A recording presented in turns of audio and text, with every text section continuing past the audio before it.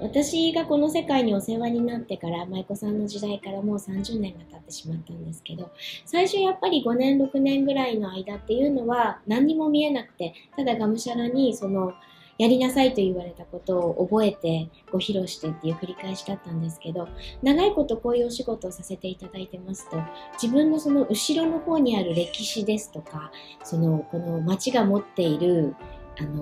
今までのその歴史的な背景っていうのかな、そういうのを理解し始めると、これを途絶えさせていいのだろうかっていう漠然とした不安で、気がついたらやっぱり今最近ってそんなに日本舞踊もそうなんですけど、お三味線もそうなんですけど、なかなか金銭的にもかかるレッスンをしたりするのもかかるっていうところもあって、それを希望して習う方ってすごく少なくなってるんですね、日本の伝統的なものを。でそれよりもやっぱりヒップホップダンスとか日本のポップミュージックだとかK-POP ミュージックだとか、そういったものをやる方がすごく楽しいですし、実際楽しいですし、自分もやっていて楽しいし、見せても楽しいしっていうので、あまり日本のものってやってる人多くなくなってきてるんですね。そんなこともあって、私が今一本柱でお師匠さんから2代目でつないでいるんですけど、どんどん舞妓さんっていうのは若返っていくというか、ある程度の年齢までいって残るという決断をしなければ舞妓さんだけで引退していきますから、私の手元にいる子どもたちの年齢がどんどん若返っていっているんですね。なので私が今辞めてしまうとなくなってしまうんですね、酒田の舞妓さんっていうのは。それがいつからか分かっていて、辞めることができないのであれば、これをきちんと次の世代につないでいく方法を考えなければいけないって思い始めたのが15年ぐらい前ですかね。なので、今もう少し若い世代から、日本舞踊ですとかこの舞妓さんの文化にももっと気軽に触れられる場所を作ることがまず一つ急務で、舞妓さんとか自分の地元の、文化を知っていただいた上で、こういったものを自分も残していきたいなって志してくれる子どもたちを少しでも増やしていかなければ、確率としては残っていかない。で、まださらに先があって、私の場合もそうなんですけど、芸妓さんになりますといったところで、結局その資格を取ったりとか、長いことお茶を習ったりお花を習ったりって時間もお金もかかるんですよ。でそこまでやってでも自分でやっていきたいっていう人に出会えるかどうか、そういうこともあるので、ここからまずはやらないとできるかなじゃなくて、やらないと進められないから今やっています、着々と。はい。お稽古場を新設して建てました。そしてそこに子どもたちを、集めてお稽古するようになりました。で、まだ私もプレイヤーなので、芸妓さんとしてのプレイヤーなので、教える方に専念できない部分があって、なかなか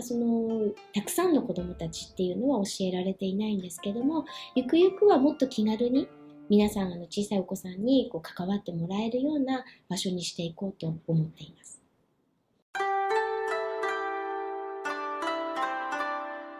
やろうと思ってることはきちんと形にすることを決めてから向かうので、じゃないとブレるじゃないですか。で、私一人だったらブレてもいいんですけど、子供たちを指導するときにブレると子供って気づくんですよ。子供ってすごく純粋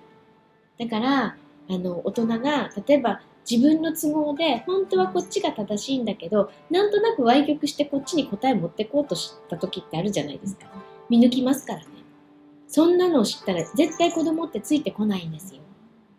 それが分かってるから、私はたとえ子供たちであっても、私が間違った時はごめんなさいって謝ります。ごめんのーって、私が間違えましたって。だけどあなたはこことこことここの説明が悪かったんだよって、ここの行動が悪かったんだよ、じゃあお互いに気をつけましょうね、この次はすんなりとこのゴールに2人でたどり着きましょうっていう話し合いをするんですよ。だから話すことってとっても大事で、子供って意外と分かってますよ。すごく勘で直感で。だから偽善的な大人のことは大嫌いですよね。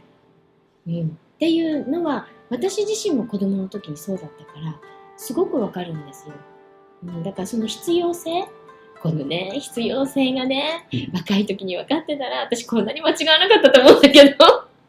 いっぱい間違えて、でもこの仕事について本当に海外の方とかにもお会いすることが多いから、なんであの時よく勉強しとかなかったんだろうってすごく思います。だからこそ今子供たちに、今例えばですけど高校生なんかも、英語と地理とあと国語と保健体育逃さないで勉強してきてって、それだけ絶対生活力で必要だから。で本当は舞妓さんなんて英語なんて必要ないと思うかもしれないけど、そうじゃないんだって。もうインターナショナルグローバル化になってるから、もういろんなお客様といろんな対話ができるような、その時にコミュニケーションルーツとして、そのツールとしてその言葉とかいろんなその文化とかそういうものを分かってないとすごく辛いよっていう話をしてるので、多分きっと学校のテストも頑張ってるはずなんですけどすごく成績がいいそうです。うちに来ている高校生の子たちは学校の先生がびっくりするぐらい成績がいいって。でもやっぱり必要で勉強するのと、そうじゃなくてなんとなく漠然とテストだからって覚えたものって忘れちゃいますよね。だから私なんかは毎日必死なんで、どこかの例えば書類の手続きとかすごく苦手なんですけど、必死なんですごく聞いてますまず聞く、メモする、書くみたいなっ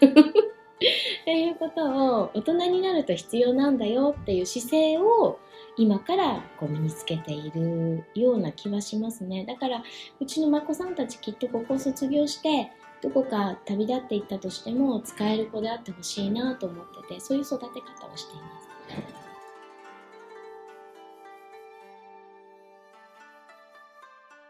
すごく子供って覚えるの早いんですよ。1曲覚えなさいって言ったって1分とか2分のそんな振り付け、私もちょっと好きでヒップホップとか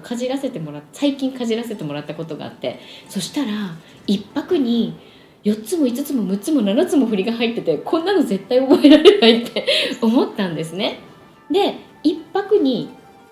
何て言うのかな、日本の舞踊って型の集大成、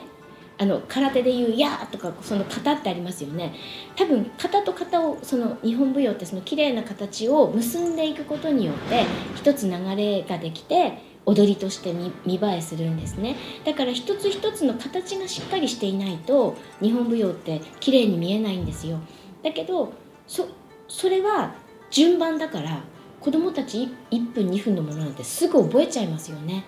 でその1分2分のものを覚えちゃってそれをこなしていくってすごく単純な作業で、目標がないと飽きるんですよ。だからそれができたらそれをお客様に順番を覚えたらお客様に見せるまでの時間はこれだけです。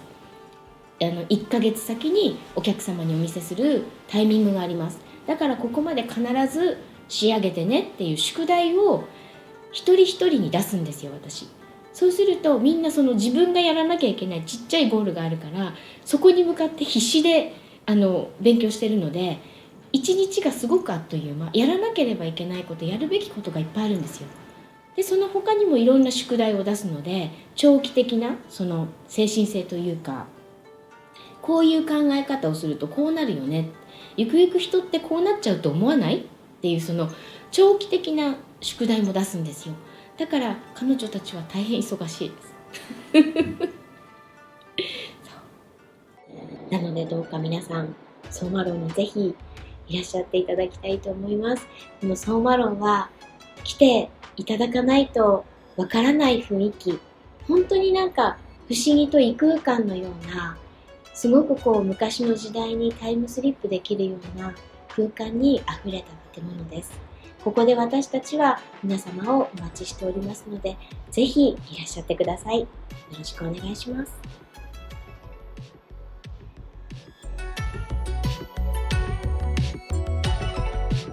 容姿って廃れるじゃないですか。やっぱり20歳とか22、3ぐらいの若い舞妓ちゃんの方が全然可愛いですし、で初々しいたどたどしいその新鮮さっていうのはどんどん失われていくわけですから、